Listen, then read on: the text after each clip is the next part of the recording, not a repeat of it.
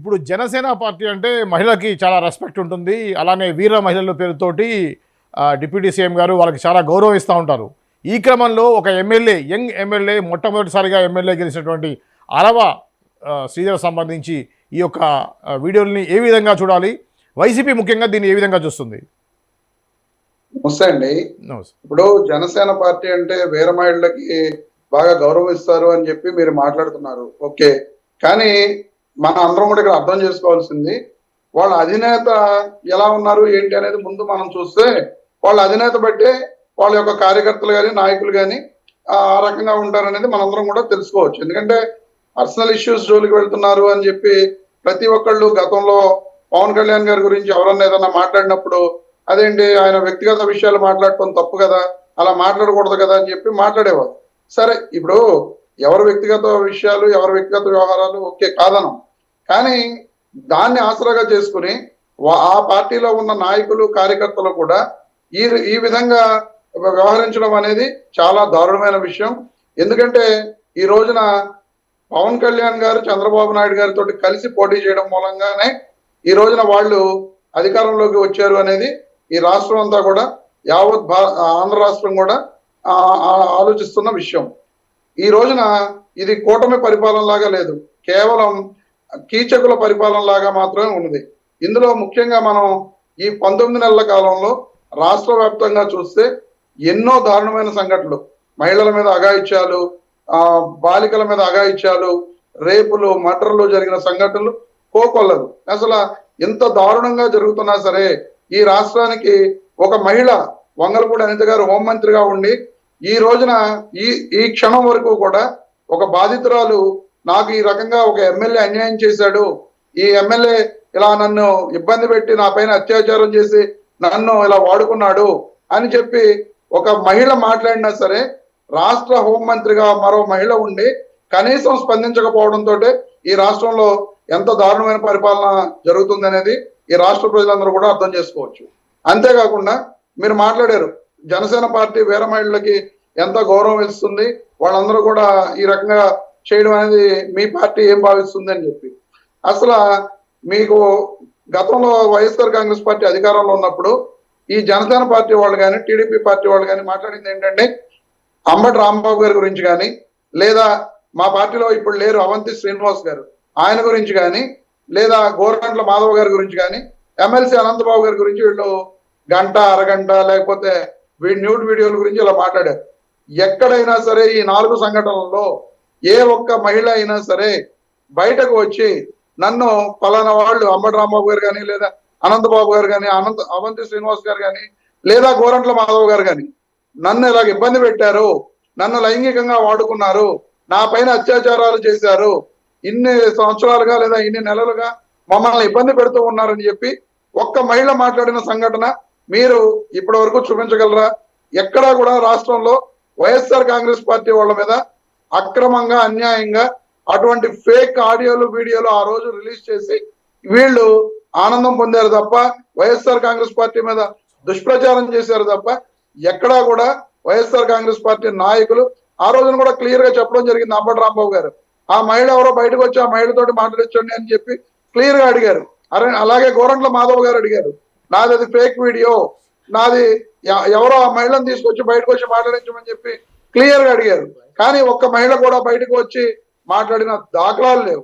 కానీ ఈ రోజున కూటమి ప్రభుత్వం అధికారంలోకి వచ్చిన తర్వాత సత్యవేడి ఎమ్మెల్యే కోనేటి ఆదిమూలం గారు, మనందరం కూడా డైరెక్ట్ గా వీడియోల్లో చూసాం, ఆ మహిళ ఆంధ్రప్రదేశ్ రాష్ట్రంలో ప్రెస్ మీట్ పెడితే ఆవిడని ఏం చేస్తారు అని చెప్పి హైదరాబాద్ ప్రెస్ క్లబ్కి వెళ్ళి అక్కడ ప్రెస్ మీట్ పెట్టిన సందర్భం. అలాగే ఎమ్మెల్యే మన గుంటూరు ఈస్ట్ ఎమ్మెల్యే మొహమ్మద్ నసీర్ అహ్మద్ గారు రైల్లో వెళుతూ ఒక మహిళతోటి వికృతంగా చేస్తున్న చేష్టలు వీడియోల ద్వారా మనం వైరల్ అయిన సంగతి కూడా మనం చూసాం. అలాగే జనసేన నాయకుడు కిరణ్ రాయల్, అసలు అతను ఒక లక్ష్మి అనే మహిళతోటి అతను నడిపిన వ్యవహారాలు, ఆ తర్వాత ఆమె మీదే కేసులు పెట్టి ఆ అమ్మాయిని ఇబ్బంది పెట్టి ఆ తర్వాత రాజీ చేసుకున్న సంఘటనలు కూడా చూసాం జనసేన పార్టీ నాయకుడు కిరణ్ రాయల్. ఆ తర్వాత గుంటూరు జిల్లా బీజేపీ అధ్యక్షుడు వనమా నరేంద్ర, అతను కూడా ఒక మహిళతో అసభ్యంగా ప్రవర్తిస్తూ దొరికిపోయిన వీడియోను చూసాం. అలాగే అదే గుంటూరు జిల్లాకు చెందిన మాజీ బీజేపీ అధ్యక్షుడు పాటిబండ్ల రామకృష్ణ కూడా ఇలాగ అసభ్యకరంగా ప్రవర్తిస్తున్న వీడియోలు వైరల్ అయినాయి. ఈ రకంగా కూటమిలో ఏ పార్టీ వాళ్ళు తక్కువ కాదు అన్నట్లుగా ప్రతి పార్టీ నాయకుడు కూడా మహిళల మీద ఇటువంటి అఘాయిత్యాలు చేస్తూ మేమేదో శుద్ధపోసలం సాంప్రదాయంలో సుబ్బిలం ఈ రకంగా వీళ్ళు మాట్లాడుతూ వైఎస్ఆర్ కాంగ్రెస్ పార్టీ మీద దుష్ప్రచారం చేశారు తప్ప వీళ్ళెవ్వరికీ కూడా మహిళల మీద గౌరవం లేదు అనేది ఈ సంఘటనల మూలంగా మనందరికీ కూడా అంటే రమేష్ గారు, ఇది వైసీపీ పార్టీ ముఖ్యంగా ఆ లోకల్లో ఉన్నటువంటి వాళ్ళు హనీ ట్రాప్ అనే విధంగా వాళ్ళని ట్రాప్ చేస్తున్నారు అనేది ఇప్పుడు జనసేన నుంచి వచ్చినటువంటి మాట. దీన్ని మీరు ఏ విధంగా చెప్తారు? సార్, ఇప్పుడు కూటమి ప్రభుత్వం అధికారంలో ఉంది. వాళ్ళ చేతిలో మొత్తం పోలీస్ వ్యవస్థ ఉన్నది. నిజంగా వైఎస్ఆర్ కాంగ్రెస్ పార్టీ నుంచి ఎవరు హనీ ట్రాప్ చేశారు, ఎవరు ఆ నాయకుడు ఈ మహిళని అరవశ్రేధర ఎమ్మెల్యే దగ్గరికి పంపించి ఈ హనీ ట్రాప్ కు పురుగొల్పారు అనేది వాళ్ళు నిరూపించవచ్చు కదా. ఇప్పటి వరకు కనీసం హోంమంత్రి గారు ఇది హనీ ట్రాప్ జరిగింది, మేము దాని మీద పూర్తి స్థాయి విచారణ చేస్తామని చెప్పి హోంమంత్రి గారు ఎక్కడ ప్రకటించిన దాఖలాలు లేవు. కనీసం వాళ్ళ జనసేన పార్టీ అధినేత పవన్ కళ్యాణ్ గారు ఢిల్లీ నుంచి వచ్చి ఆ ఎయిర్పోర్ట్ లో ప్రెస్ వాళ్ళు అడుగుతుంటే మోహన్ దాస్ చాటేసుకుని వెళ్ళిపోయి కారు ఎక్కిన పరిస్థితి. మీరు ఇవన్నీ కూడా హనీ ట్రాప్లు ఇవన్నీ మాట్లాడుకోవడానికి పనికొస్తాయి తప్ప క్లియర్ గా ఈ రోజు ఇప్పుడు ఒక గంట క్రితం కూడా అమ్మాయి ప్రెస్ మీట్ పెట్టింది. ఇంకో వీడియో కూడా రిలీజ్ చేసింది అమ్మాయి. ఎవరు ముక్కా రూపానంద రెడ్డి గారు టీడీపీ ఇన్ఛార్జ్ తోటి ఈ ఎమ్మెల్యే ఆ ఇన్ఛార్జ్ గారిని చూపిస్తూ నేను మీటింగ్ లో ఉన్నాను అని చెప్పి ఈ అమ్మాయి వీడియో కాల్ లో మాట్లాడుతున్న వీడియో కూడా రిలీజ్ చేసింది. అది కూడా డీప్ ఫేక్ వీడియోనేనంటారా, అది కూడా ఏ వీడియోనేనంటారా? ఇవన్నీ కూడా అభూత కల్పనలు. వాళ్ళని కాపాడుకోవడం కోసం జనసేన పార్టీ కానీ లేదా టీడీపీ పార్టీ కానీ వాళ్ళు చేస్తున్న ఆరోపణలు. అంటే రమేష్ గారు, ఇప్పుడు ఈ అమ్మాయి మీద ఆల్రెడీ వీళ్ళు కంప్లైంట్ చేయడం జరిగింది, మమ్మల్ని బ్లాక్మెయిల్ చేస్తున్నారని చెప్పేసి జనవరి స్టార్టింగ్లోనే ఫస్ట్ వీక్లోనే వాళ్ళు కంప్లైంట్ ఇచ్చినట్టు చెప్తున్నారు. అంటే ముందే బేరసారాలు చేసి 25 కోట్ల రూపాయలు కావాలని అడిగింది, అది మేము ఇవ్వకపోవడం వల్లే ఈ విధంగా చేస్తుంది అంటున్నారు. ఇది ఒక బ్లాక్మెయిల్ రాజకీయం కాదంటారా? సార్, ఇప్పుడు నిజంగా ఆ అమ్మాయి బ్లాక్మెయిల్ చేసింది 25 కోట్లు ఒక ఎమ్మెల్యేని బ్లాక్మెయిల్ చేస్తున్నప్పుడు ఆ అమ్మాయి ఇందాక ప్రెస్ మీట్ లో క్లియర్ గా చెప్పింది, నేను నా విషయంలో ఇలా జరిగిందని చెప్పి నేను ఓఎస్డి ఎవరు పవన్ కళ్యాణ్ గారి ఓఎస్డి అంట తాళ్ళేరి శ్రీరామ్ గారు ఎవరు ఆయన నాతోటి కూడా మాట్లాడారు. ఆ తర్వాతే వాళ్ళ పార్టీ నుంచి జనసేన పార్టీ నుంచి ఇటువంటి అక్రమ సంబంధాలు వీటి మీద మీరు జాగ్రత్తగా ఉండాలని చెప్పి ఒక ప్రెస్ నోట్ రిలీజ్ చేశారంటే ఇదంతా ప్రీ ప్లాన్డ్ గా వాళ్ళు జనసేన పార్టీ వాళ్ళు చేసిన వ్యవహారం తప్ప ఈ అమ్మాయి ప్రీ ప్లాన్డ్ గా నిజంగా చేసిందే అనుకుందాం సార్. మీరు చెప్పిన లేదా జనసేన పార్టీ వాళ్ళు చెప్పిన దాన్ని మనం నిజమని అనుకుందాం. అలాంటప్పుడు ఈ అమ్మాయి మీద మొన్న జనవరి వరకు ఈ అమ్మాయి సంవత్సరంన్నరగా జరుగుతున్న అని చెబుతుంది.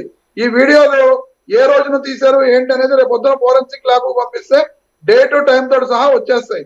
మరి ఇవన్నీ కూడా మనం నిరూపించగలనని చెప్పి అమ్మాయి అంత ధీమాగా చెప్తున్నప్పుడు ఇవన్నీ కూడా ఫేక్ అని చెప్పి ఎలా మాట్లాడతారు, హనీ ట్రాప్ అని ఎలా మాట్లాడతారు? డబ్బులు నిజమే, వీళ్ళు సైలెంట్ చేసుకోవడం కోసం. ఎందుకంటే కిరణ్ రాయల్ విషయంలో ఆ సైలెంట్ చేసిన విషయాన్ని కూడా మనం చూసాం. సో ఈ రకంగానే ఈ అమ్మాయిని కూడా ఎలాగోలాగా సైలెంట్ చేయాలని చెప్పి వీళ్ళు బేరసారాలకు వెళ్ళి ఉండొచ్చు. ఆ అమ్మాయి డిమాండ్ చేసి ఉండొచ్చు. అంటే తాతంశెట్టి నాగేంద్ర గారు రిలీజ్ చేసిన ఆడియో బట్టి మరి ఇదే అమ్మాయి అదే తాతంశెట్టి నాగేంద్ర ఈ అరవా శ్రీధర్ అనే వ్యక్తి ఎవరైతే ఎమ్మెల్యే ఉన్నారో ఆ ఎమ్మెల్యే చెట్టుకు చీరగట్టినా సరే వెళ్ళి వాటేసుకుంటాడు అని చెప్పి మాట్లాడిన రిలీజ్ చేసింది. ఇంకో 2 ఆడియోల్ని ఈ అమ్మాయితోటి మాట్లాడిన ఆడియోల్ని రిలీజ్ చేసింది.